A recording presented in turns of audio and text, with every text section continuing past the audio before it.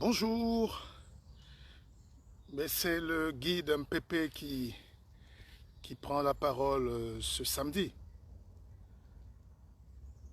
Je sais que vous êtes très nombreux à nous écouter.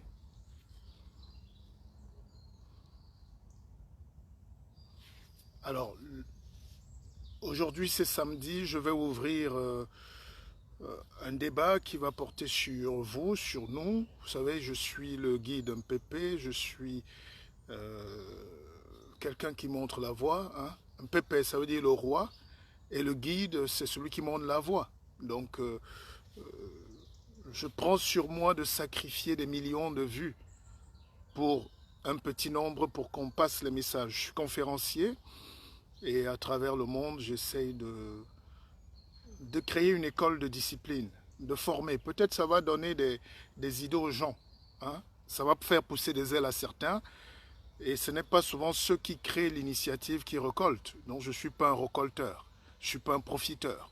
Je suis un donneur. Et, euh, et tout ce qu'on fait dans la vie, il ne faut jamais se sentir lésé. Il faut juste faire sa part. Nous avons préparé le terrain pour qu'il y ait des leaders. Nous avons préparé le terrain pour qu'il y ait de l'intelligence, pour qu'il y ait un autre regard. Aux États-Unis, le métier que je fais là, c'est un métier noble et respectable. C'est les enseignants qui sont conférenciers, c'est les grands sportifs, c'est les anciens chefs d'État, c'est les sportifs, c'est des gens qui ont un vécu, qui sont coachs. C'est eux qui disent. On est coach parce qu'on a envie de partager. On est coach parce qu'on veut donner. On veut améliorer le quotidien avec la prétention. Aux États-Unis, c'est permis d'avoir des rêves, de la prétention, de bousculer les codes. Et il y a un système qu'il va falloir changer radicalement, c'est le système francophone. De se plaindre, de se sentir victime, de dire oui, moi il faut juste que mon petit travail, ça me va, les autres peuvent mourir, ça ne me regarde pas. Il faut être propriétaire du destin du monde. Il faut être engagé en politique, en économie, en société, dans le bénévolat, même dans la religion. Tout ce que vous faites dans la vie, il faut être engagé. Dieu ne peut pas vous avoir créé sur terre pour dire que moi, ça me va. Manger, boire. Mon chien aussi mange et boit. Hein. Il est gros. Donc, je voulais parler par exemple de... On va revenir sur l'actualité politique, économique, là, sur les enjeux de la force mentale africaine et noire en général. Je vais revenir sur les petits conseils à côté. Hein. Moi, je donne toujours des conseils. C'est ça aussi le coaching. Sur la réussite et tout. Je vais parler de ma conférence du samedi 26. Mais n'oubliez pas que septembre, c'est le mois des martyrs. Alors, qu'est-ce qui m'amuse aujourd'hui? C'est que vous ne pouvez pas être révolutionnaire. Vous ne pouvez même pas lutter si vous ne connaissez pas votre histoire. Ce n'est pas possible. Vous ne pouvez pas juste être comme des animaux qui crient parce qu'on les excite. Fallon, la petite Fallon, il faut rêver grand. Et il faut fuir tous les gens qui vous empêchent de rêver grand. Et c'est toujours le problème que j'ai eu dans ma vie, c'est que je croise toujours souvent, heureusement ça va, mais souvent, je croise toujours des gens qui, qui se retrouvent très vite être des adversaires, quoi. C'est pas possible. Parce que vous avez des projets, parce que vous voyez grand. Et le jour où Dieu vous donne une personne qui vous comprend, il faut la protéger. Parce que c'est votre partenaire, c'est Dieu qui parle en elle ou en lui. Parce qu'on a deux choses qui nous bloquent. La famille et celui qui partage notre oreiller. C'est pas, c'est pas naïveté qu'on croit souvent que partager l'oreiller avec quelqu'un, ça veut dire c'est mon partenaire. Non, il est votre adversaire. Dans les rêves, dans sa tête, il ne rêve que d'une chose, que vous ne progressez pas, que votre commerce échoue, que vos activités retombent. Comme ça, vous êtes à la maison. Il vous contrôle ou elle vous contrôle. Mais elle fait semblant de vouloir votre bonheur en même temps. Le noir et l'être humain en général, pour ne plus stigmatiser, on est tous pareils, mais on est l'homme est différent. L'homme est bizarre. L'homme est bizarre.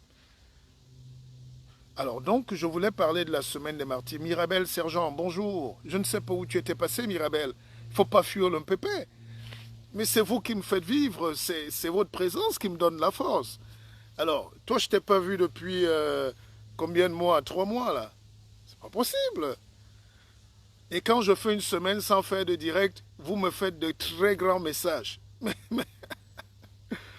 Allez, merci d'être là. Alors, les gens qui gueulent tout à l'heure, là, par exemple, au Cameroun, là, est-ce que vous savez ce que c'est que le mois de janvier 71? Ça devait être un mois de pèlerinage. Vous croyez que quand on dit pèlerinage à la Mecque, c'est pour célébrer Mahomet, hein? C'est pour célébrer... Hein? Chaque peuple, chaque culture a ses héros, ces gens qui sont morts. Quand vous prenez une histoire, personne ne meurt sur la croix pour un autre que son peuple. Mourir sur la croix, c'est les balles, c'est les condamnations à mort de nos héros, c'est les têtes qu'on coupe de nos savants, c'est l'exil. C'est ça, pour emprunter à la Bible qui est essentiellement métaphorique. Quand on dit quelqu'un est mort à la croix pour vous, ça veut dire qu'il a pris sa vie, il s'est sacrifié, il aurait pu dire non. Moi, je ne serais pas un exilé aujourd'hui à Paris, même si je ne regrette pas, j'ai une vie éminemment heureuse. Mais je serais tranquille dans un petit poste bien juteux à Yaoundé et sans faire de bruit. Donc, c'est un choix de liberté, c'est un choix de rêve pour les autres. Je vois grand, je rêve grand. Alors, je reviens rapidement. Janvier 71. Partagez pendant que vous êtes là, parce que c'est important. C'est des choses que YouTube et Facebook peuvent supprimer. D'ailleurs, je voulais me connecter sur Instagram. Il y a quelqu'un qui m'a dit, mais le guide, comment tu es si populaire et tu n'as même pas 1000 vues sur Instagram? Je dis, je ne sais pas, je ne fais pas des démarches, je ne paye pas. Et effectivement, dès que j'ai fait une publication sur Instagram ou sur Facebook, ils m'ont dit, vous voulez faire la promotion de votre vidéo? J'ai dit oui. Dès que je clique sur promouvoir la vidéo, ils me disent, non, vous nous devez 240 €. Ok. Moi, si j'ai publié quoi un jour sur Instagram? Et quand vous fouillez, vous vous rendez compte que Instagram appartient à Facebook. Facebook à YouTube. Donc tous ces trucs-là, ils vous vendent leur espace. Vous ne pouvez pas le savoir. C'est pour ça que il ne faut pas les condamner. Moi, je salue juste l'intelligence. Donc pour que mes vidéos atteignent 1000 vues, 2000 vues, il faut que je paye. Mais ils me disent 240 €. Je ne sais pas d'où ça vient. Et deuxième chose que vous avez remarqué sur Facebook, à moins que vous allez comme des brebis là-bas, ils sont en train de verrouiller même les messages. Maintenant, vous n'avez plus vos messages normaux, vous avez commentaire le plus récent, commentaire le plus pertinent, commentaire ceci. Donc, ils suppriment vos commentaires. Dès que vous dites quelque chose qui parle d'argent, qui parle de projet, ils enlèvent. C'est pour ça que ce n'est qu'à travers des conférences qu'on peut se toucher et se passer l'écorce que le pépé a.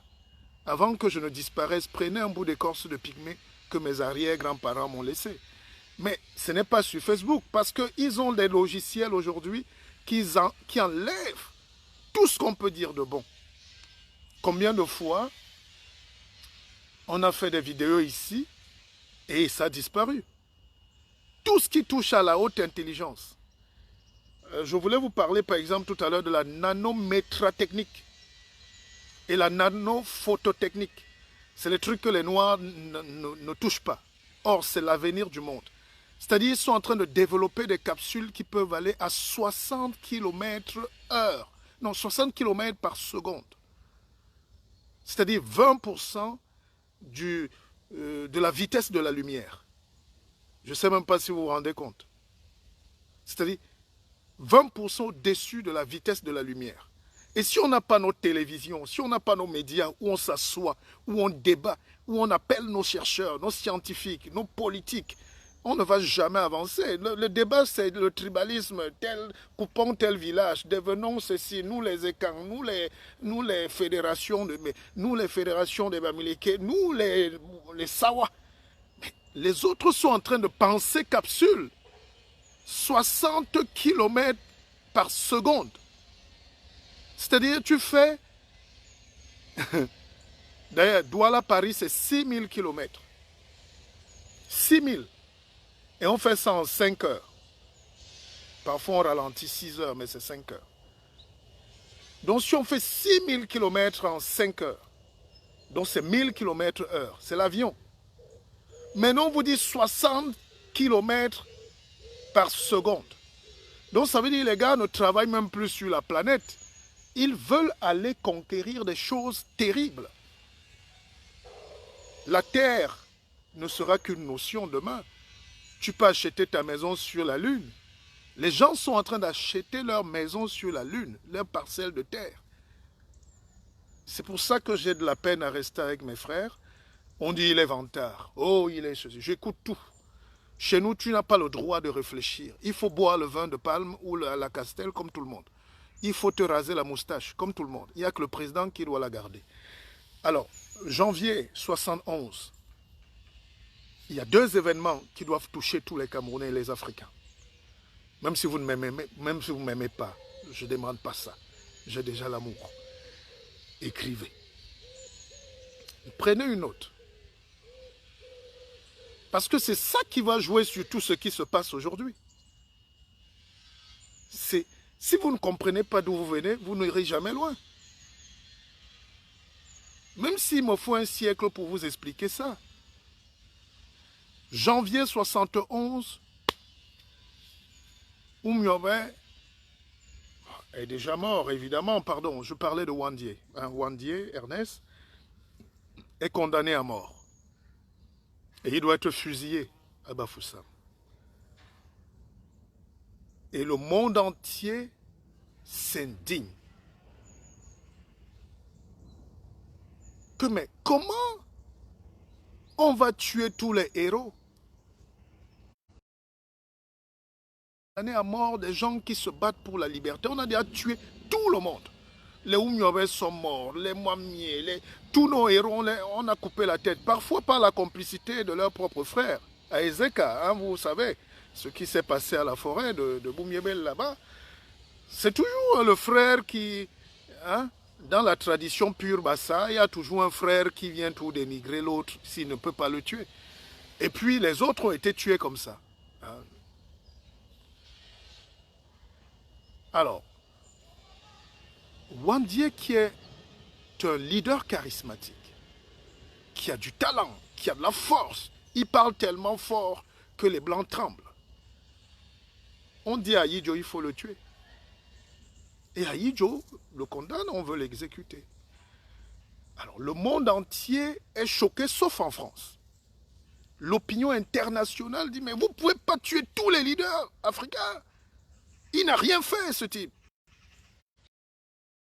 Wandier, lui, il est tout sourire, il est zen, et qui monte la résistance.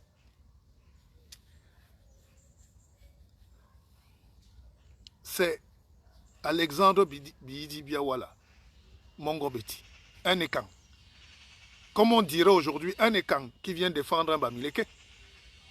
Donc, nous sommes en 70, hein, parce qu'aujourd'hui, des abrutis veulent venir nous créer un système où c'est comme si nous, on est bêtes, quoi. Ils veulent installer la tribu comme raison de vie et projet politique. Je n'ai jamais vu ça. Nasenika Tobunya. Tobunya.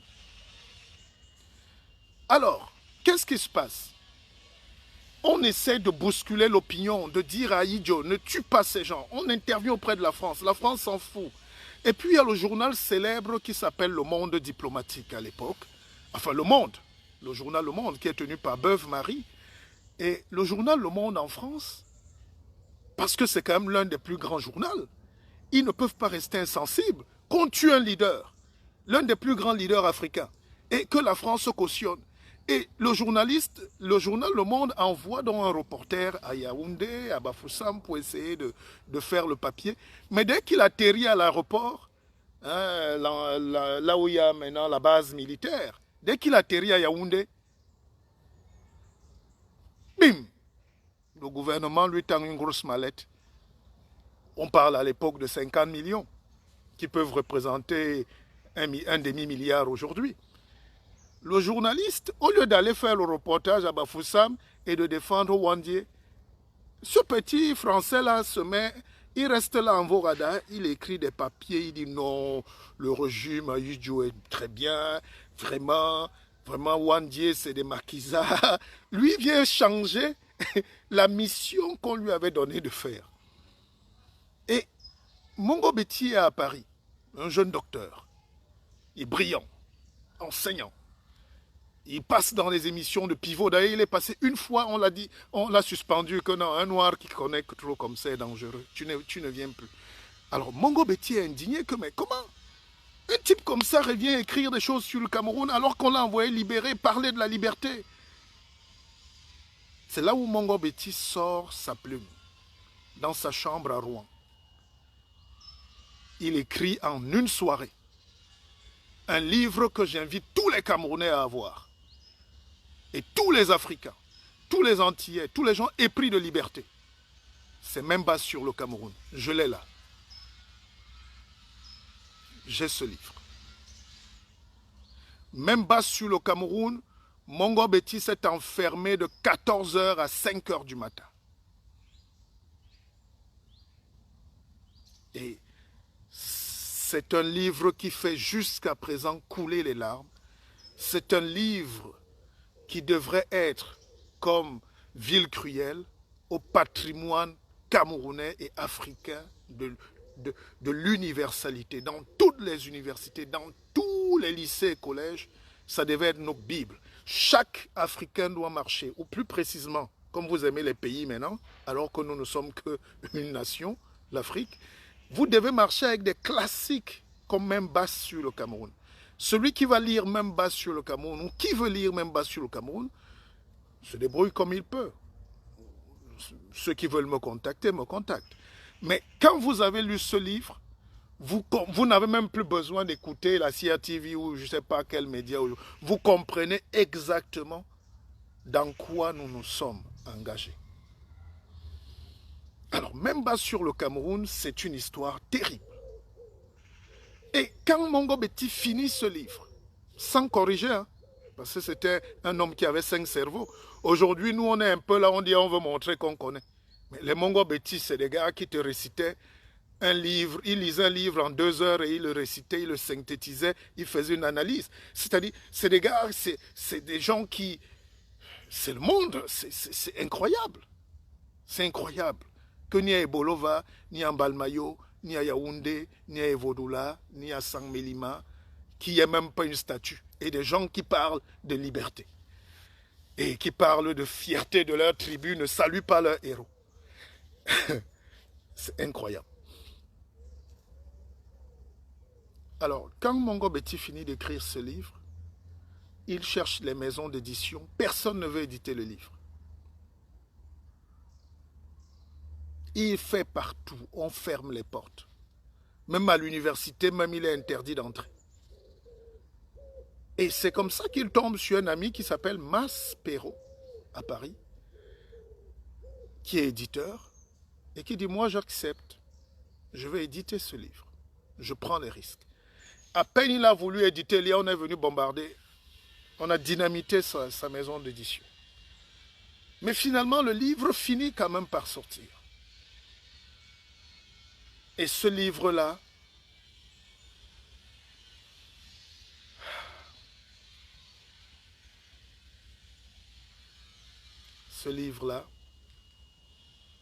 c'est là où vous allez voir qu'il y a une focalisation de l'Afrique, il y a une emprise, il y a une grosse injustice qui permet au monde entier de ne pas vous voir comme des êtres humains. Ça fait comme si ça bouge souvent, ils oublient. Mais le prédateur n'oublie pas, le rôle du lion, c'est de manger de la chair, c'est de croquer du buffle. Même si vous domestiquez un lion, de temps en temps, il fait comme s'il boit le lait. De temps en temps, il fait comme s'il mange les graines de chia, hein? Comme s'il est bio. Mais le jour où l'instinct, il saute. C'est ce que Sarkozy a fait hier. Il a traité des nègres de singes. Nous sommes en 2020. Et nous sommes en France. Et moi, je ne suis pas choqué. Moi, je suis un bonobo. Hein. Si j'étais là, le jour où je vais le voir, je vais l'attraper, le gifler comme un vrai gorille. Il faut être fier d'être des grands singes. Heureusement. Parce que les singes sont parfois plus intelligents que l'être humain. Nous qui vivons en forêt, moi qui ai vu des colonies de singes, de gorilles, de chimpanzés, de bonobos, peux vous garantir qu'ils sont très organisés, ils sont très respectueux de la nature, ils ne se tapent pas dessus. D'ailleurs, les bonobos, pour arranger les querelles, font l'amour. Et puis, ils ont une organisation sociale, ils ne détruisent pas la vie. Et quand vous voyez un président français qui a détruit la Libye, qui a tué Kadhafi, et qui n'est pas arrêté, et qui juge qu'il faut qu'il continue d'acculer, qui a fait un discours à Dakar pour vous rappeler vos propres vérités. Je n'ai pas condamné ce discours parce que Sarkozy vous a dit que vous n'êtes pas entré dans l'histoire. Mais pour moi, entrer dans l'histoire, c'est justement se servir de la force de votre histoire pour briller aujourd'hui. Les gens qui étaient forts en Égypte, quand nous étions, Ngenribé, tous nos souvenirs, c'est quand nous étions. Et aujourd'hui, vous ne voulez plus être. Pourquoi? Si nous étions donc aussi forts qu'aujourd'hui, qu'hier, qu'après-hier, vous croyez qu'un petit nabo d'1,40 m pouvait se placer là et parler à l'Afrique? Lui qui va être diplomate en Côte d'Ivoire pour avoir un peu d'argent? Lui qui va chercher l'argent au Qatar pour avoir un peu d'argent? Lui qui a permis à la France et à Total de monopoliser 80% du pétrole libyen? Voilà donc, quand vous êtes irrespectable, on ne vous respecte pas. Sarkozy dit ça parce qu'il est conscient que vous ne lui ferez rien, que vous êtes faible, que vous vous entretuez entre vous, que vous n'avez même pas le temps de constituer une intelligence. Quand vous voyez un lion manger les herbes, c'est qu'il se soigne. Le reste du temps, il va manger de la viande. Allez dire ce que vous voulez quand vous voyez un Européen en face de vous, les héritiers de la colonisation et de la culture de leurs ancêtres. Ils ont quelque chose dans les gènes qui veulent leur donner le droit d'être plus forts. Ils se croient supérieurs. Mais c'est leur droit. Vous voulez que moi je me fâche si quelqu'un se croit supérieur? Ce qui me gêne, c'est quand un noir veut se croire supérieur et que les autres frères noirs lui disent « Tais-toi! Reste esclave comme nous !» C'est quand un noir veut créer, veut épater le monde, veut s'élever, veut grandir, et que les autres noirs le combattent. Ce qui me choque, c'est quand un noir veut mettre à la face du monde l'intelligence, les découvertes. On dit « Tais-toi, donne ça aux blancs !» C'est pour ça que nous n'avons pas de brevet de nos choses. C'est pour ça que pour créer nos choses, il y a la peur, le doute, le manque de confiance. Il y a toujours tous les moyens pour qu'on ne s'entende jamais. Moi, je ne peux pas reprocher. Vous savez, moi, j'ai des enfants qui sont un peu blancs. Ou moitié, je ne sais même pas quoi dire. Même s'ils sont noirs. Ils sont blancs aussi. Et je vois bien qu'ils sont épatés par l'intelligence de leur père. Parce qu'ils sont montés par tout le système autour d'eux, qui va de leur mère, l'entourage de leur mère, de leur famille, jusqu'à l'école, pour déconstruire ce qu'ils voient de leurs propres yeux. C'est mon fils qui a lu mon livre un jour, il dit « Papa, t'es sûr que tu as vraiment écrit ça ?» Mais papa, pourquoi toi tu es écrivain alors que tous les autres... Je dis « Non, mais arrête tes conneries. Fiston, arrête tes conneries. » Quand papa a une nouvelle voiture, il est vantard. Mais pourquoi tu ne veux pas que papa ait une nouvelle voiture, fiston? Pourquoi tu ne veux pas que papa écrive et réfléchisse? Parce que dans sa tête, il n'est pas contre son père, qu'il adore, mais il est en train de revoir les schèmes mentaux qu'on lui place, les couloirs qu'on lui dit, où on veut mettre et ranger les gens. Tu ne peux pas être industriel, tu es noir. Tu ne peux pas être philosophe, mathématicien. Même en politique, ils vont nous empêcher d'avoir les vrais leaders.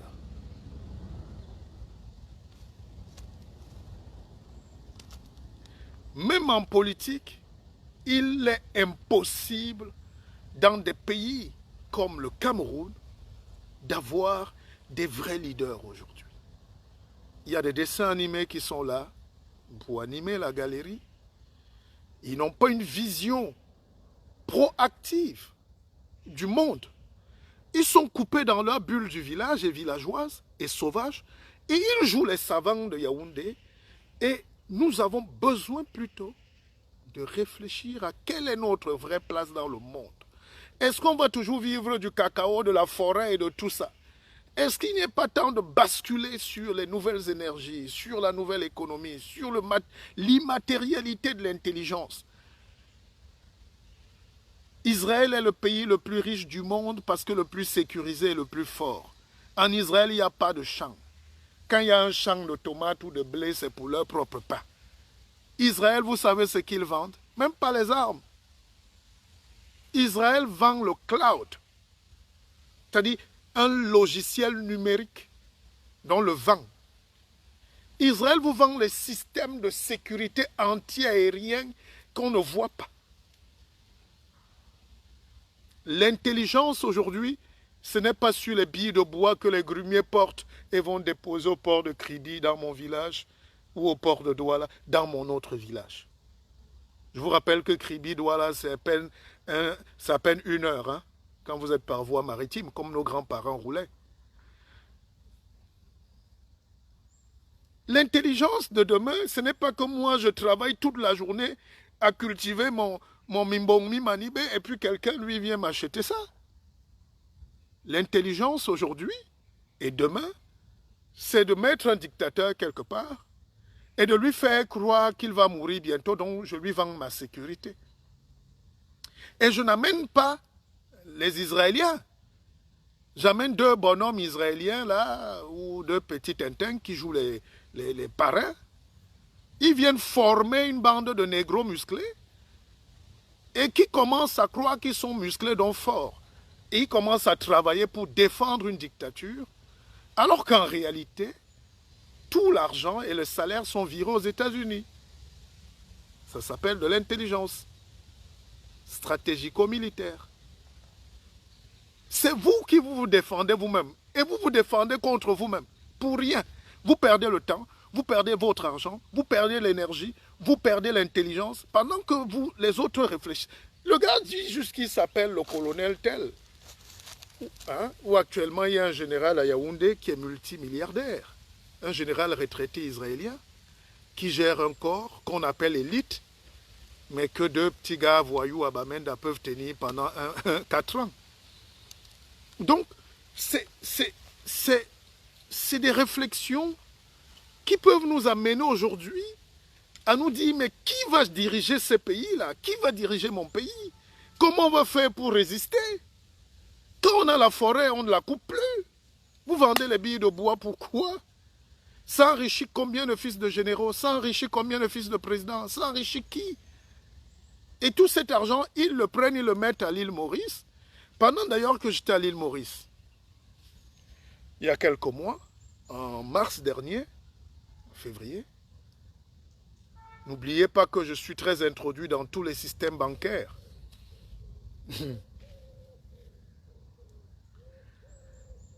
J'ai ce dossier avec moi, mais j'ai décidé de ne pas faire table rase. Le moment viendra où les Camerounais vont se parler comme des adultes. Parce qu'aujourd'hui, on tient des discours, parfois ça nous vaut des flèches, parfois on est incompris, donc il y a des choses qu'on ne vous dira pas. Alors, un dossier me tombe sur la main, c'est le fils d'un chef de l'État qui veut acheter une maison à 20 millions de dollars.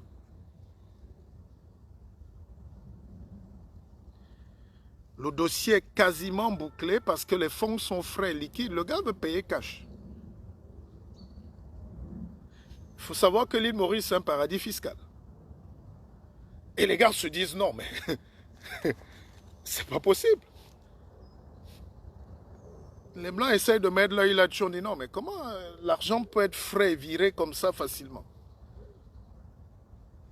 Mais bon, Le jour où les Camerounais et les Congolais, les Centrafricains sauront que les autres vivent de leur misère, que les gens n'ont jamais aimé ces peuples-là, nous-mêmes, nous n'aimons pas nos peuples, et vous ne pouvez pas aujourd'hui reprocher aux autres d'aimer leur peuple.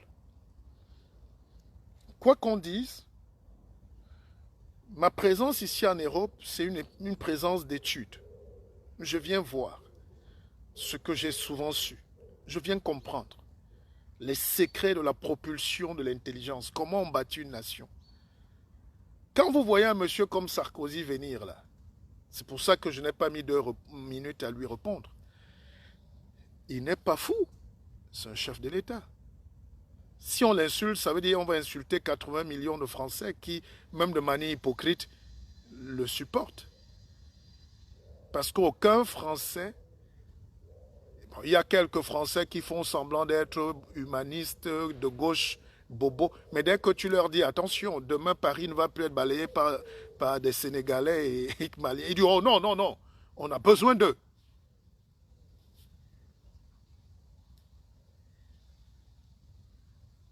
Donc là, il vous dit que la révolution doit s'arrêter. Dès que tu leur dis, ben, il n'y aura plus de vigiles camerounais sur les Champs-Élysées, ils disent, oh, non, non, non, il faut que la France les garde, mais les maintienne là où ils sont. Dès que tu leur dis qu'il n'y a plus de mamans maliennes et camerounaises qui vont laver les toilettes et les hôpitaux, oh non! Donc, en réalité, ils sont dans leur rôle de maintenir la grandeur. Quand on donne la parole à un type comme Sarkozy, et il a écrit un livre l'autre jour, je l'ai senti venir. Moi, j'ai ce livre, je vous l'ai présenté. Il a dit des choses terribles là-dedans. Sur le racisme, sur son discours de Dakar, sur les Noirs. Donc, celui qui a lu, c'est pour ça qu'on vous dit d'aller lire, même si ça vous énerve, essayez de lire chacun. Vous ne pouvez pas être le seul peuple au monde qui ne lit qu'un seul livre au monde, la Bible, ou quand ce n'est pas le Coran. Et vous le lisez même à l'envers. Et vous venez réciter vos bêtises à la télé et sur Facebook. On ne lit pas un seul livre et on veut discuter avec quelqu'un qui a lu 1000 livres. D'accord? Alors, Sarkozy, il y a quelques mois, par exemple, a sorti son livre où il est d'un racisme très épuré, très fin. Donc, quand moi je le vois aujourd'hui, en train de revenir dans des propos comme ça, je dis, oh, j'avais déjà vu ça venir. Mais si je vous avais dit ça avant, on devait dire, lui, il se prend pour quel est ce nègre qui ose critiquer un blanc? Donc, je me suis tu. Alors, il faut savoir que la France est un pays qui, comme disait De Gaulle, il n'y a pas de France sans ses colonies. Alors, si vous ne faites pas la guerre, vous n'aurez jamais de pays. Je dis, si vous ne faites pas la guerre, elle peut être stratégique, mystique, ésotérique, militaire, tout ce que vous voulez, mais vous allez vous battre. Ou vous restez esclave, ou vous allez vous battre. Si vous restez esclave, ne vous plaignez pas. Ne faites même pas de live. Parce qu'on ne peut pas croire que les autres vont progresser, vont fabriquer leurs armes, leurs métros, leurs ceci, pour que nous on jouisse. Il faut une cassure brute et radicale. Même si ça peut mettre 50 ans, mais il faut que la cassure soit actée. Le jour où vous rentrez chez vous, votre femme vous toise à la porte, c'est qu'elle est déjà partie. Le divorce, ce n'est pas souvent quand le mariage, quand elle va prendre l'avocat. Le divorce dans un couple, c'est quand votre femme ne vous gratte plus le dos. Vous devez déjà comprendre. Donc, c'est maintenant qu'il faut commencer, même sans crier sur les toits, qu'on veut être libre. Personne, aucun Chinois n'a jamais dit en face d'un Européen qu'il veut être libre, puisque c'est normal d'être libre. Vous croyez que moi, je peux sortir là, me balader et commencer à dire à tous les Blancs que je veux être libre et autonome? Mais ils vont comprendre que je suis mentalement fragile. Avant de commencer ce direct, je regardais, moi je suis souvent sur YouTube, je regarde tout le monde. Je vous connais tous. Je connais tout ce qui se passe sur Facebook. C'est mon travail. À l'époque, quand j'étais journaliste, ça s'appelait une veille médiatique. Donc tu regardes tout ce qui se passe, pour faire une synthèse. Je regarde le Premier ministre, je regarde Il y a un truc là, Japap Show. Ils ne prennent que des partis qui ne concernent en rien l'évolution du pays, mais les engueulades entre les gens. Donc, ça m'intéresse. Donc, je regarde tout ça. Et je regarde une vidéo quand même où un raciste est en train d'attaquer un Chinois dans le train. C'est passionnant. Parce qu'il y a justement une semaine, je regardais une même vidéo où un raciste disait des choses terribles sur les Noirs. Un Noir lui a donné un coup de poing. Le Blanc s'est évanoui. Mais dites-vous bien qu'on a arrêté le Noir après, il est passé en garde à vue et en prison. Mais vous vous jubilez, mais le gars est allé en prison. Et ça n'a rien empêché qu'un autre raciste naisse. Ce n'est pas la réponse. J'ai vu cette vidéo où le Chinois est attaqué, le gars est dans son train. Le raciste lui-même, les doigts, il vient le toucher, le gars est dans son calme.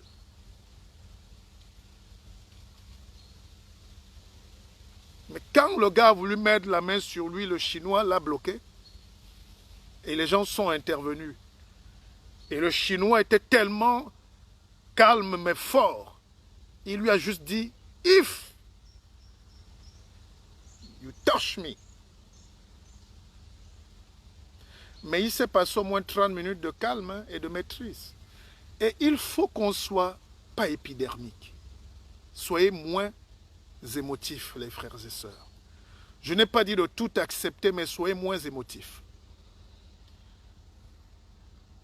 J'ai quelqu'un qui est très cher dans ma vie qui m'a donné un conseil tout à l'heure de ne plus sortir faire le sport très tôt le matin. Parce que la nuit, à 5 heures, il fait encore nuit. J'ai évité de vous dire ça hier parce que je ne m'alarme jamais. Moi, j'apprends à gérer. Je suis en train de courir en pleine forêt à 5 heures. C'était hier matin. Je vois des lampes, mais dans la forêt. Mais moi, je cours dans le sentier. Et subitement, je vois une grosse masse, sans faire le bruit. Si vous connaissez les bulldogs, j'ai juste senti un truc qui vient très fort devant moi. Et c'était un gros bulldog. Il est venu, il a bondi vers moi, j'ai esquivé, il est passé. Et j'ai eu très peur. Mais je me suis ressaisi, le truc a aboyé fort, il s'est retourné. Il revenait vers moi. Et sa patronne, la dame, a sauté sur son chien pour essayer de le maintenir. Le chien l'a renversé. C'était un colosse. Je suis resté face au chien pendant au moins 5 minutes. Sa patronne était à terre, elle voulait se débattre en arrêtant. Mais le chien était face à moi, je suis resté zen. Et j'étais habillé en noir et dans le noir. Regardez mon teint noir. Rien que mes lèvres apparaissaient. Mon cœur a battu très fort, mais je suis resté calme. Et si j'avais bougé un peu, il me dévorait. Si j'avais fui un peu, ça finissait mal. Mais mon calme, ma maîtrise, je ne pouvais même pas crier, on était en pleine forêt. J'étais à plus de 4 kilomètres. Et la dame s'est battue quand même pour attraper son chien. Après, elle me dit, oui, mais vous savez, à cette heure-là, il n'y a jamais personne. Je dis, non, mais vous n'avez pas le droit. Ce n'est pas parce qu'il n'y a personne que vous allez lâcher un bulldozer, un bulldog dans la nature. 1, ça veut dire que vous n'êtes jamais seul. 2, ne soyez pas souvent émotifs. 3, il faut avoir la maîtrise. Parce que sans la puissance, la maîtrise n'est rien. Et c'est ce degré, ce désir de puissance que je veux chaque jour communiquer à chacun de mes frères, à chacune de mes sœurs, pour ne pas trop subir la vie, ne pas trop pleurer, ne pas trop... Il faut être présent, il faut être soi-même. Et quand on est soi-même, on gagne. Alors, je reviens par exemple sur le cas de Sarkozy. Ce qui est amusant, c'est que les élections arrivent bientôt. Sarkozy, il a un projet politique. Même s'il n'a pas un projet politique, il travaille pour une certaine droite. Et la droite en France, ce n'est jamais très loin de l'extrême droite. C'est juste des racistes qui ne s'assument pas. Mais c'est des républicains. D'ailleurs, ils s'appellent les républicains. Un républicain, c'est un raciste. C'est un patriote. C'est un défendeur de sa nation. Je ne lui fais pas ce reproche. Par contre, parce qu'ils veulent gagner des élections prochaines et que la droite est en train de disparaître, il ne faut pas laisser le terrain à l'extrême droite. Sarkozy joue le jeu politique. Il vient en fusible pour bloquer les voies du Front National. Donc c'est purement politique. Mais il faut donc savoir, chers Africains, que ce n'est pas parce qu'on vous a appelé nègre que vous n'êtes pas un être humain de valeur. Ce n'est pas parce qu'on vous a insulté que vous devez vous plaindre et pleurer. Vous devez juste travailler encore plus fort pour montrer à l'autre, comme disait Césaire, que le nègre t'emmerde. Parce que l'agrégé Césaire, quand il prenait sa copie, il donnait ça aux gens qui se pensaient plus supérieurs aux nègres. Et il n'avait même pas à corriger une faute. C'est lui qui corrigeait. C'est ça qu'on appelle être grand. Et ce que je vois aujourd'hui, c'est cette parole qu'on a eu peur de prendre. À ceux qui se disent intellectuels, ceux qui se disent grands, mais un peu des grands noirs blancs là, ceux qui croient qu'ils sont des noirs. Le noir est d'ailleurs la seule race qui légitime le racisme et l'esclavage, sans l'avouer. Et ils se plaignent de l'esclavage des blancs. Chez les noirs, il y a les noirs de bas là, il y a les noirs en bas, il y a les ouvriers, il y a les tchoukhettes, il y a les noirs qui sont allés à l'école, et il y a les noirs fonctionnaires, politiciens qui écrasent tout le monde. Il y a les noirs qui ont appris à parler le français, à manger le fromage. Ces noirs-là, c'est eux le danger de l'Afrique, ce n'est pas le blanc. Ce n'est pas le blanc. Ces noirs-là qui ont même en plus voyagé, qui ont pris le désert même pour la plupart, et surtout ceux qui ont pris l'avion, ces noirs-là sont déjà supérieurs aux noirs restés au pays. Vous savez, quand j'étais au pays,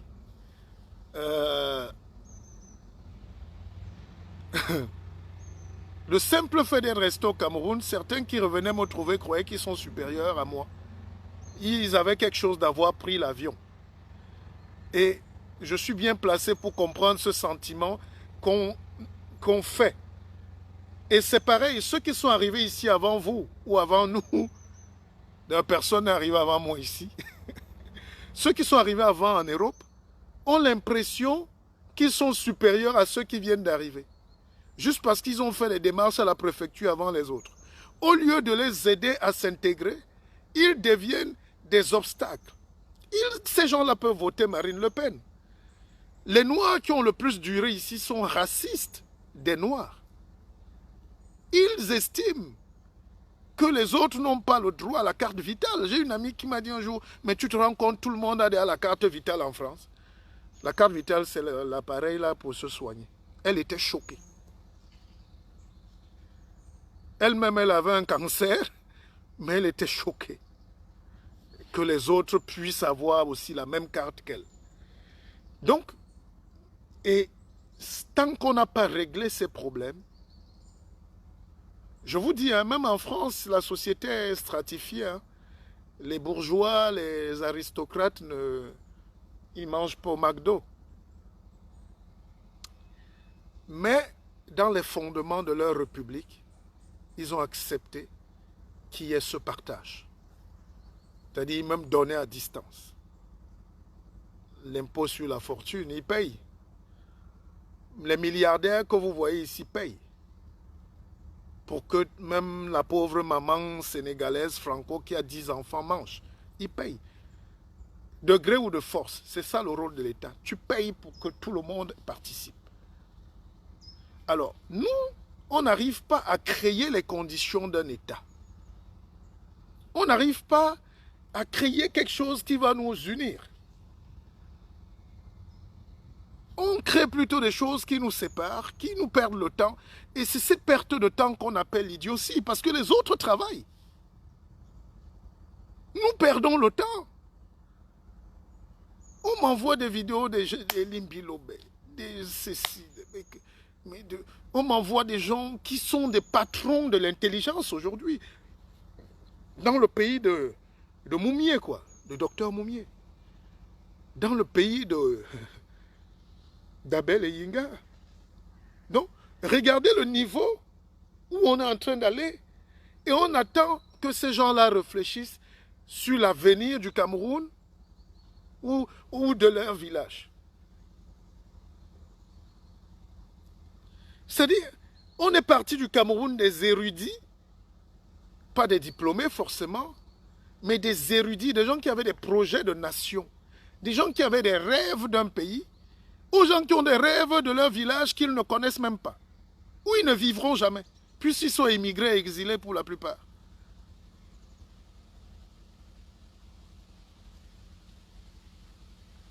C'est ça qui me rend malheureux. C'est ça qui me rend malheureux. C'est-à-dire, on n'arrive pas encore à détecter qui peut travailler pour nous.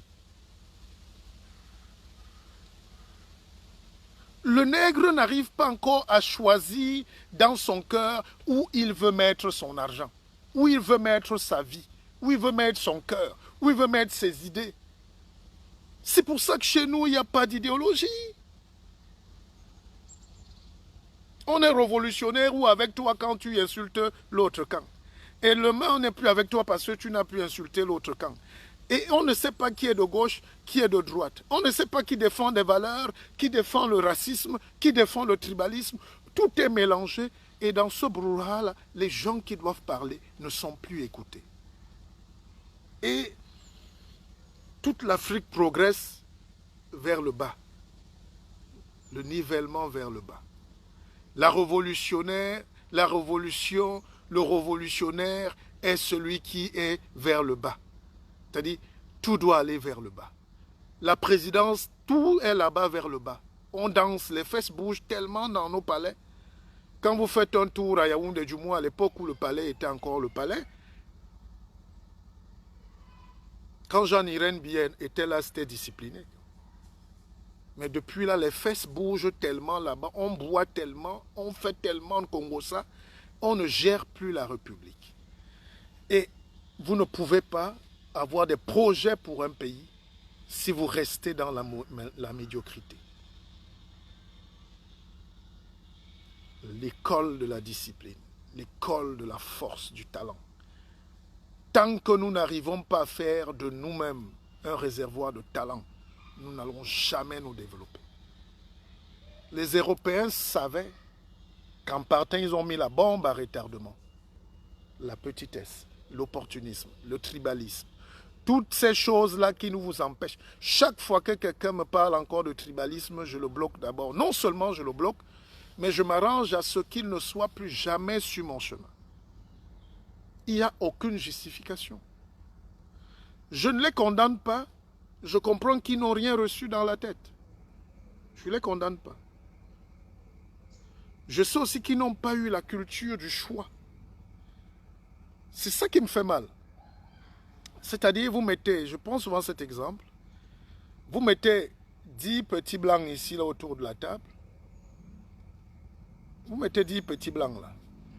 Vous dites, bon, écoutez, désignez-nous un délégué, désignez-nous qui est votre leader, là. Parce qu'il faut défendre vos intérêts. Les gars ne vont même pas faire une minute. Ils vont aller, Joubert. C'est Joubert. Mais pourquoi Joubert? Parce que tous sont convaincus, ils savent que c'est Joubert le plus fort. Ou s'il n'est pas le plus diplômé, c'est le plus manager. C'est le gars qui connaît faire. Tu prends 10 Toto Camerounais là, bac plus 50, diplômés même de Sorbonne, tu les mets à Yaoundé. Parce que je vous dis toujours un truc, la foule ne fait pas l'intelligence. Quand il y a la foule, une foule est une foule. C'est-à-dire, vous prenez une foule de 10 000 sauveteurs, vous prenez une foule de 10 000 professeurs, ça reste une foule. Ils réfléchissent pareil. Il n'y aura pas d'intelligence dans la foule. C'est pour ça que parfois, les leaders travaillent pour diriger la foule. Le leader n'est pas dans la foule. Aucun leader n'est dans la foule. Le leader drive la foule. Il est devant ou il est derrière, mais il n'est jamais dans la foule.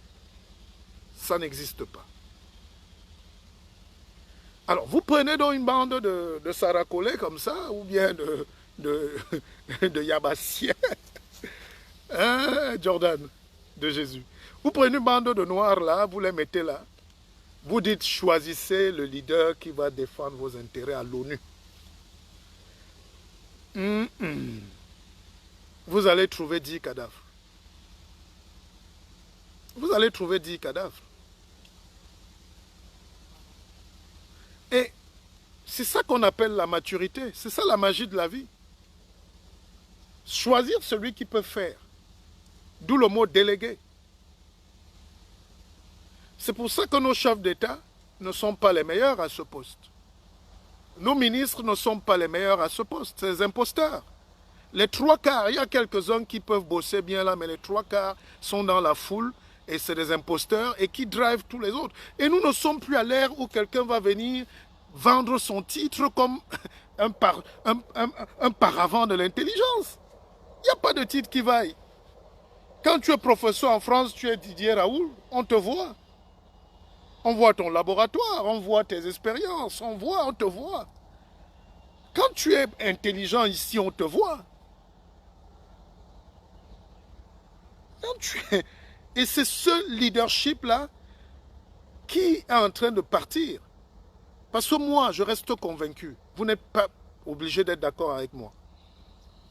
Quand vous prenez les cas du Cameroun, sauf cas de force majeure, si ça continue tel quel, je vois le président là en train de finir ce mandat, qui a été pour moi et pour tout le monde un mandat de trop. Parce que toutes les fuites sont là, toutes les failles sont là, toutes les faiblesses au grand jour. Donc ce système se bat pour s'accrocher, pour survivre. Alors, 2018, nous sommes à 2 mois et demi de 2021, ça va faire 3 ans, hein, dans la moitié de mandat pratiquement. Alors, nous avons une solution au Cameroun. Un, c'est d'éviter évidemment la guerre, elle n'est pas bonne. Je ne veux pas enrichir les vendeurs d'armes. Le sang des Camerounais m'est très cher déjà. Le sang des Africains en général. Mais on a 2 petites voies, c'est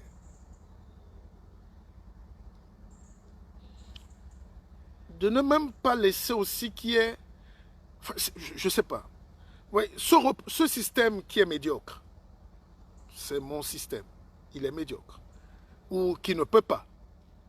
Parce que moi, je ne peux plus faire des reproches à quelqu'un qui ne peut pas. Quand vous prenez un enfant, vous savez, il y a une dame en France, dont je tairai le nom, qui s'était fait passer pour un médecin en France, une Camerounaise. Et elle avait tout, elle a fabriqué ses choses comme elle pouvait là-bas. On l'a mise quand même, la médecin, en plein Paris.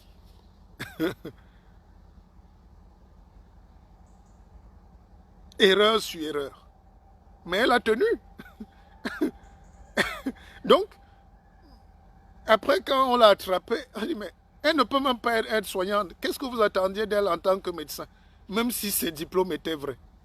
Donc, chez nous, il y a eu un problème de ce casting-là. C'est pas que les gens sont méchants ou sont médiocres, c'est qu'ils ne peuvent pas. Ils ne peuvent pas. Quand tu ne peux pas, tu ne peux pas. C'est comme un match de football. Quand nous, on a fait des interquartiers, vous mettez un type là pour combler l'effectif. On était souvent 9 joueurs. On prend un gars qui passe avec sa bouteille de vin. On dit, gars, viens compléter l'effectif. C'était même mieux de jouer à 9, non? Il est préférable de jouer son match à 9 que d'avoir un gars qui est une calamité pour vous. Il peut vous causer un penalty. Donc, vous savez que, avec tout le respect que j'ai pour les gens là-bas, Paul Biya ne pouvait pas diriger le Cameroun. Germaine Ahidjo l'a dit, le président Ahidjo l'a dit,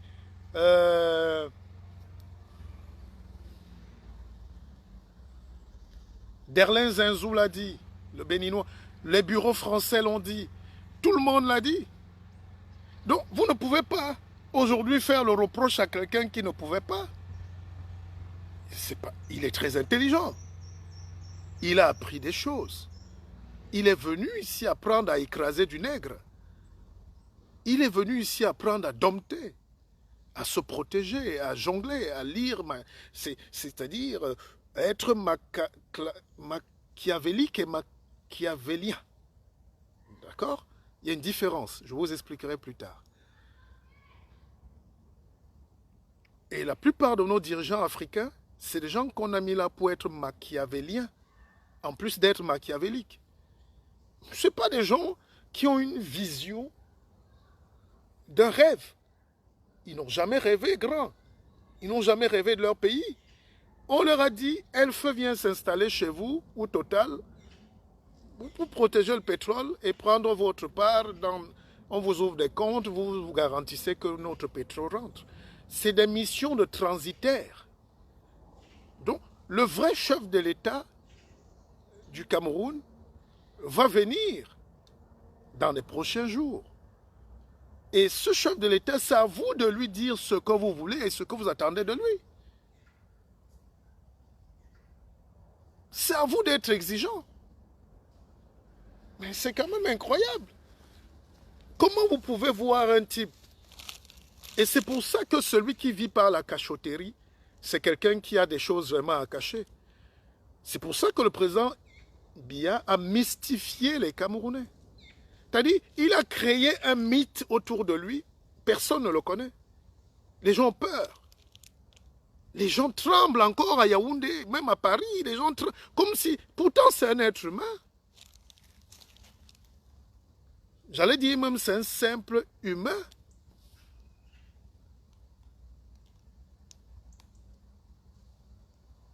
Donc, on ne peut pas avoir cru qu'on allait se développer. C'est dès 82 que les Camerounais devaient comprendre que on nous a mis un transitaire, quelqu'un qui doit dédouaner les biens de ses patrons. Mais ce n'est pas de sa faute. Il est formé pour être transitaire. On l'a préparé pour ça. La révolution donc consiste en réalité dans les pays à ne pas tuer forcément le transitaire, mais à ne plus permettre que le transitaire se permette de signer au nom de la République, donc à votre nom. Comme moi, à titre personnel, je ne veux plus vivre sous un transitaire. J'ai choisi moi-même de venir vivre ma vie face aux ordonnateurs. Nous-mêmes, on prend les commandes à Paris. Mais si tu veux, si c'est Paris qui nous commande, mais moi, je veux donc voir où on me commande à Paris pour comprendre comment Paris peut me commander. Et quand on est arrivé ici,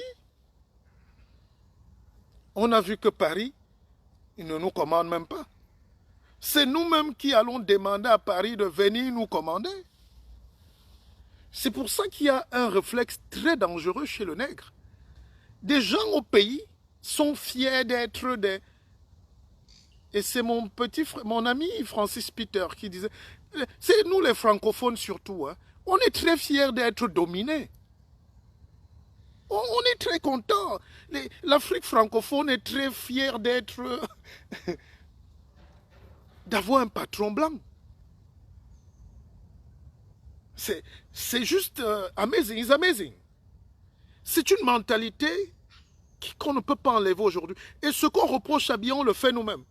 Nous sommes très fiers à amener des petits blancs sans diplôme diriger les sociétés au pays jusqu'à présent. Nous sommes très fiers d'être métis. Enfin, de gratter la peau. Nous sommes très fiers d'être complexés par cette couleur. Ça va mettre du temps. Ça va mettre du temps. Je suis optimiste. Mais je vais vous dire une vérité. Le complexé ne peut pas faire le reproche à un autre complexé.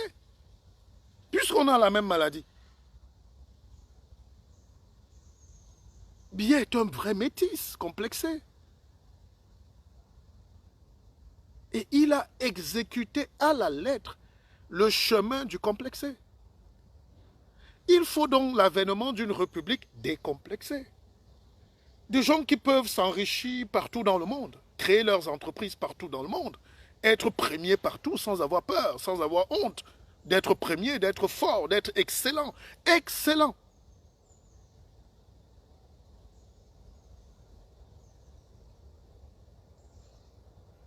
Vous croyez que quand vous écoutez les gars comme Sarkozy aujourd'hui, quand il vient parler à la télé, il fait semblant de bafouiller, vous croyez qu'il est fou?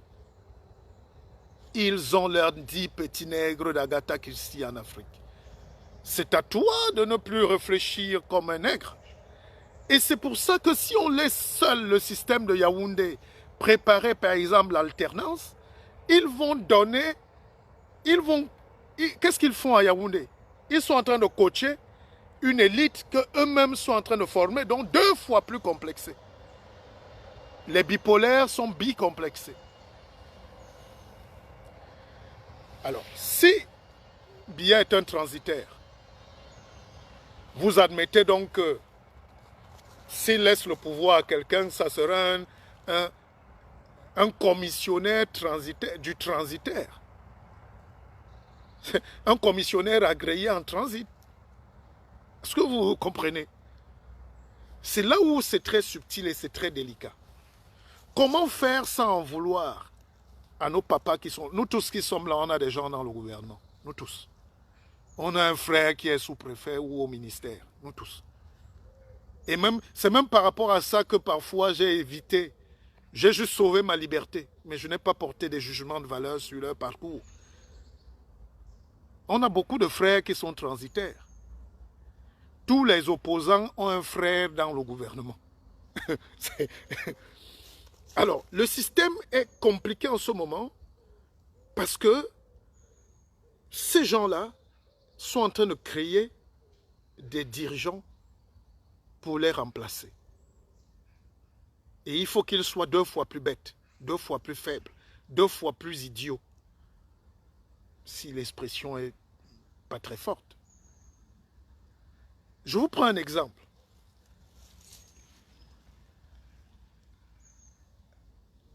La mairie de Yaoundé, la commune de Yaoundé, Saint-Timinon, Timi Evuna, j'allais dire Antoine Timi. On est passé à l'élection des maires de Yaoundé. Yaoundé, c'est la capitale du Cameroun. Alors là où j'ai applaudi la force de la colonisation, c'est qu'on a dit que les candidatures sont ouvertes. Il y avait plein de candidats, des gens au profit, des gens qui... Mais ils ont tellement truqué qu'on a pris quelqu'un qu'on ne connaissait pas. Il était ancien sous-préfet administrateur, un petit gars là caché. On lui a donné la mairie. Sans projet, sans programme. Et on a éliminé tous les autres vrais candidats. Et ce gars arrive, en quelques mois, Yaoundé est une catastrophe de gestion. Il ne connaît rien. Et pourquoi on lui a donné le pouvoir? Parce qu'il a le bon nom, parce qu'il ne dérange pas, parce qu'il est un gars du système. Et si on réfléchit maintenant dans ce pays qui est le vôtre, comme le Cameroun, la transition qui peut se passer à l'intérieur est très dangereuse. C'est pour ça que vous voyez aujourd'hui, il ne faut même pas condamner les Amourou Belinga, les Roméo Dika, tous ces gens-là. C'est l'émanation de ce système qui nous sort des prairies. Les abcès commencent à sortir dans leur propre corps. Et c'est ça qui est passionnant. Et j'ai souvent pensé que la libération de ce pays va venir par les furoncles qui sortent de leur propre corps. Et vous savez que les furoncles aiment les parties chaudes, hein? Les parties centrales. Donc, je suis fier de l'éruption de ce genre de personnages qui étaient très adubés. C'est eux qui ouvrent les failles. Parce que de l'intérieur, ils ont pris tous les déchets et ils savent comment faire. Je salue tous ceux qui luttent. Je n'ai pas besoin d'étiquette. Ma lutte, personne ne m'a donné le droit ou le passeport pour lutter. Personne ne me donnera le passeport de ne pas lutter. La vie est personnelle. Les combats sont personnels. Même si les buts visés sont souvent globaux. Donc je ne viens pas faire mon live en attendant les merci, les ceci, les toi.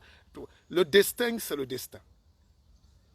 Une chose est sûre, la succession au Cameroun est ouverte. Et tout ce qui est en train de se passer là, c'est les reliques d'un système qui est en train de tomber. Et c'est un système qui est solidement implanté. La base de la fondation est focardienne. La base de cette fondation est mitterrandienne, est gaulliste même avant lui, est giscardienne. Et quand vous regardez les visages de Macron, c'est De Gaulle. C'est des nez pointus là donc ils ont leur base là-bas. Alors, donc ils ne vont pas accepter du jour au lendemain que vous vous libérez. C'est pour ça qu'ils empêchent. C'est des empêcheurs de ne pas tourner en rond. Donc, c'est des empêcheurs de tourner en rond. C'est ça. Le système est fait pour qu'on tourne en rond.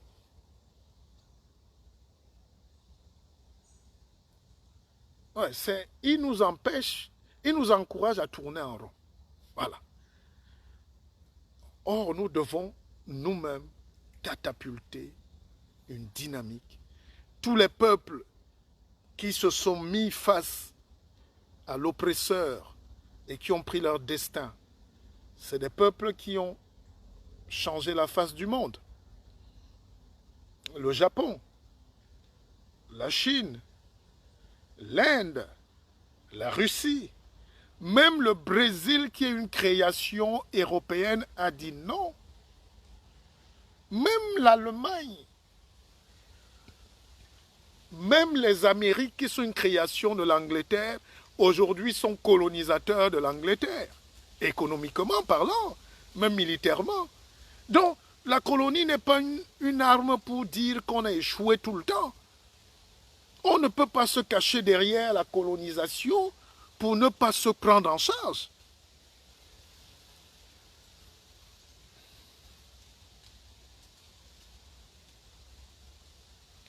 Mon ami Mazaba Stéphane me dit, très bonne analyse phylogénique.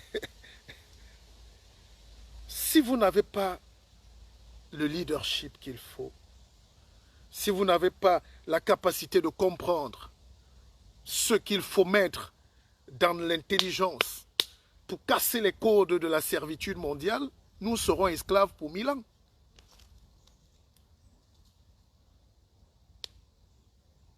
Les gens croient que les problèmes d'un pays comme le Cameroun, c'est des petits problèmes, on déplace la commune, ici on met le département, on met là, c'est d'une bêtise extrêmement exagérée. Les gens ont besoin d'un projet politique, mais qui s'appuie sur la planification économique et industrielle. Vous savez par exemple comment le Cameroun s'est construit?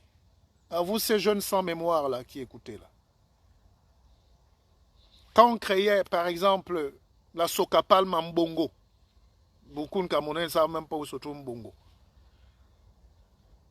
La Socapal était le deuxième grand employeur de l'État.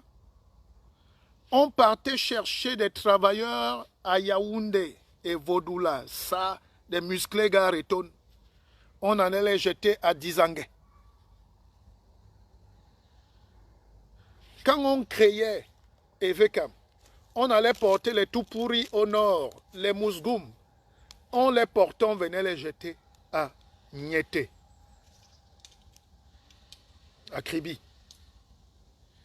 Quand on voulait créer la Semri, on portait toute une élite de gens à Edea, on les envoyait. Et d'ailleurs, la mobilité permettait que les gens allaient chercher le travail vers des zones. C'est pour ça que quand vous êtes, par exemple, entre Douala et Limbe, ou Konsamba, si vous voulez, il y a des villages étonnes entre Pendjaloum et... Les gens ne connaissent même pas leur histoire. Le plus grand village étonne au Cameroun, c'est dans le Mungo. La plus grosse communauté à Douala, par exemple, des bêtises, quand vous entendez Ndjongmabi, vous entendez tout ça là, vers New Bella et tout, c'est des quartiers, c'est des coins repartis où les populations vont chercher du travail. Dans le département, la région, ça n'existe nulle part au monde. Les gens se déplacent vers le bassin de réussite sociale, de travail, d'espoir, d'école, des facilités. On appelle ça les commodities. Commodités. Comment vous allez donc créer un village? Je prends un village de la Sanaga maritime à Edea, de la région de Sanaga, et il n'y a rien là-dedans. Vous allez faire comment pour empêcher aux jeunes de là d'aller traverser le Nion et d'aller travailler au port de Kribi qui est à 1 heure de là et de s'y établir avec leur famille, femmes, enfants et nièces et d'acheter le terrain là, puisque le port les appelle.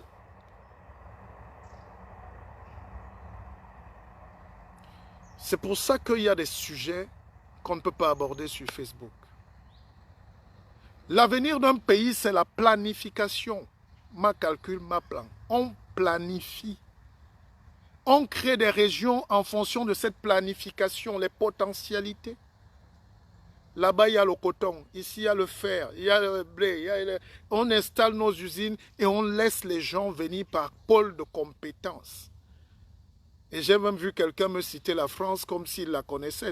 Le rêve du nègre, c'est que même quand il ne connaît rien, étant au fin fond d'Afrique, il prend la France parfois, pour exemple, au lieu de dire dans la vérité, il récite à l'envers. La France, c'est une planification. La Normandie, tout le monde sait que c'est l'élevage, c'est les cochons, c'est les vaches normandes. Il y a des régions ici en France où il n'y a pas l'élevage. Là-bas, on a mis les vignes. Le Languedoc, la Côte d'Or, l'Alsace, ils ont leur terrain. On dit là-bas, vous produisez le vin. Et c'est un tel type d'industrie qui s'installe là. Et tous les gens qui vont travailler autour du vin vont migrer vers là-bas. Tous les gens qui vont réfléchir vers les ingénieurs, les UIT, Institut universitaire de technologie, vont s'installer par pôle de compétitivité. S'il y a Brest, le port de Brest, le chantier naval de Brest, vous allez voir qu'il y a il y a des villes estudiantines, des villes qui produisent la main-d'œuvre. Vous allez empêcher aux enfants d'aller rester là-bas parce qu'ils ne sont pas de la région. Il y a des villes en France où quand vous arrivez dans une ville comme Cherbourg, c'est le nucléaire. Tous les gens qui vivent à Cherbourg sont des experts, sont la plupart du temps des ingénieurs, sont des... Mais c'est incroyable. Où est la race? Où est la tribu? Qu'est-ce qu'on a à faire avec ça? N'oubliez pas vos cultures, n'oubliez pas la tradition si ça vous plaît. C'est un roi qui vous parle. Mais l'avenir est dans le développement technologique, l'harmonie entre les gens. Il y a des sites où on va mettre une base militaire. Ça sera une ville militaire, donc stratégique. Il y aura plus de jeunes, il y aura plus de commerce, de ceci, de sport, de fitness. Et là où il y aura un truc, on va mettre. Toutes les entreprises de sport vont venir s'installer. Là où il y a l'armée, tous les gens, les salles de sport, les complexes, les stades, le rugby. Donc on va créer une économie autour d'un camp militaire. Quand je regarde dans tous ces pays africains, du Cameroun autour, je cherche les plans stratégiques, il n'y a plus. Tout ça a été démonté dès les années 70. Et aujourd'hui, on a fait le reproche à quelqu'un qui est juste un ancien séminariste de réfléchir à ça. Lui-même est venu à une idée de communautaire. Dites-moi, de vous à moi, quand on a regardé, vous savez, au Cameroun, on donne trop de crédit aux gens qui ne méritent pas. Le président Biya est un intellectuel, ce n'est pas un bâtisseur. Je vous le dis en face. Un intellectuel, c'est quelqu'un qui prend des risques. C'est quelqu'un qui ose. C'est quelqu'un qui met sa vie en danger parce qu'il met sa crédibilité en danger. Si ça échoue, il meurt. Ah, ne me dites pas que le président Biya a souvent pris. Ne me dites pas que le président Sassou a souvent pris. Bon, lui au moins a fait la guerre. Bon, ça c'est la bêtise. Mais je veux dire que, est-ce que un grand leader, c'est quelqu'un qui... Je ne peux pas vous expliquer. On se comprend, non? Oyoa. Vous voulez que je parle en quoi? En bafan? En bamoun alors? Alors nous avons des vies où on ne risque rien. Nous avons des vies où on suit. Nous avons des vies où le fromage vient, Carrefour est là. Hein? Carrefour est en plein Yaoundé, Casino, tous les magasins des autres, avec leur cube magie. Vous voulez qu'ils vous donnent leur magie? Si vous avez le secret de leur magie, est-ce que vous allez encore manger leur cube magie? Ou cube Maggi, c'est ça que vous dites. Alors, si le pépé a été encore très bon ce soir et éblouissant, dites oui, un pépé, tu connais. Allez, je vous souhaite un très bon samedi. Moi, je ne me décourage jamais. Je continue à travailler sur mon projet. La télévision, on est en train de vouloir la monter. Elle sera prête dans quelques jours. J'annonce toujours, mais ça arrive toujours. C'est Mamadou Thiam qui me disait, celui qui n'est pas capable d'annoncer son projet ne peut pas le réaliser. Aucun sorcier ne peut vous bloquer dans vos projets. Arrêtez des peurs inutiles. Si on pouvait bloquer, c'est comme bloquer la bouche de Sarkozy et des racistes. Si l'Afrique avait cette force-là qui perce la forêt, mais c'est que tous les petits gens, les petits blancs, les Bolloré qui nous volent la fuir, tu lui lances un petit son là, il commence à baver. On est faible. Pas que ça n'existe pas, mais on ne sait pas transformer ces choses en puissance. Moi, quand je dis que je connais, je ne peux pas venir m'asseoir là et je ne connais pas. Ça va choquer quelques hystériques là, aigris, mais je connais. C'est comme ça. Il faut qu'on ait dans une république des gens qui connaissent, qui sont fiers, qui assument. Et tout ce que je dis là, j'assume. Et je connais. Et je suis libre. Et c'est la liberté là que je suis venu chercher, que je cherche toute ma vie. Quitte à mourir pauvre, mais libre. Comme Césaire.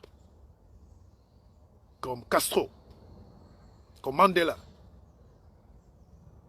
Mourir libre. Mourir libre. On ne sait pas quand on peut partir, mais mourons libres.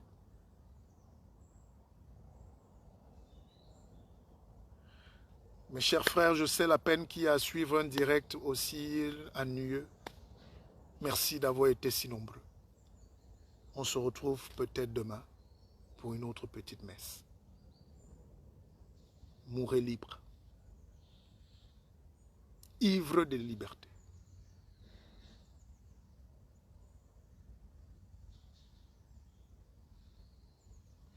Je salue tous ceux qui se battent. Je ne sais pas contre qui, contre quoi.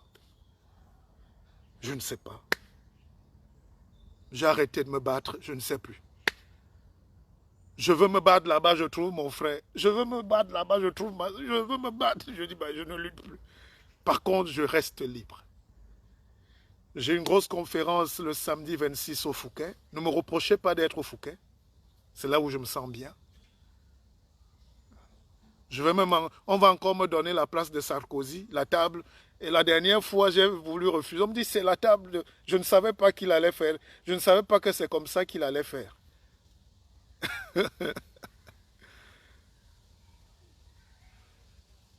Nous devons prendre notre histoire et notre destin en main. I love you. Alors, donc, ceux qui veulent le livre Partir comme on est venu, le best-seller, vous m'écrivez. Et ça, c'est le volet maintenant, coaching, formation, entrepreneuriat. On a l'académie à Keva, l'académie de la vie augmentée. Au début, les gens se moquaient de nous, mais nous sommes une multinationale en puissance. Même à Keva Bank, on vous dit d'être dans... On est en train de créer une multinationale. C'est comme ça, le destin des gens qui osent. Je vous aime. Donc, ceux qui veulent le livre Membas pour le Cameroun, je ne le vends pas. Écrivez-moi. Je peux donner 10 exemplaires de Membas sur le Cameroun. Mon livre, Parti comme on est venu, je le vends. Le livre Membas sur le Cameroun, je l'offre. Et je vais offrir 10 exemplaires. Écrivez-moi et ceux qui veulent le lire, il faut le garder. Je vous aime. Je vous aime. C'est pas facile de partir, mais je vous aime. Ah là là.